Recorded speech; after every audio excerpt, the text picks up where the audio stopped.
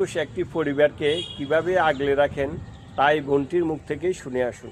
শান্তি থাকে না, নিত্য নতুন সমস্যা আর ভিন্ন ভিন্ন পরিকল্পনা নিয়ে বাঁচতে হয়। পুরুষদের জীবন গল্পের মতন সহজ নয়। একটা পুরুষ দুই জায়গায় সুখ খোঁজে, এক তার পরিবারের কাছে, দুই তার প্রিয় মানুষটার কাছে। ছেলেরা সব পারে, কিন্তু তাদের ব্যথাগুলো কাউকে দেখাইতে পারে না। তাদের কষ্টগুলো কিছুটা দেওয়াল শোনে আর কিছুটা আয়না দেখে। পুরুষ কখনো কান্না করে না, যদিও করে নিজের জন্য না, হয়তো পরিবারের জন্য, নয়তো প্রিয় মানুষটার জন্য।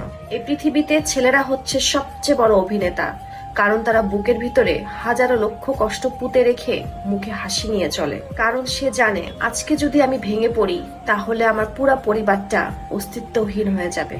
ছেলেরা পৃথিবীতে সবকিছু করার অধিকার পেয়েছে, কিন্তু চিৎকার করে কান্না করার অধিকার পায়নি। পুরুষকে বুঝতে হলে পুরুষের নীরবতাকে বুঝতে হবে, না হলে পুরুষের গভীরে কখনোই পৌঁছাতে পারবেন না।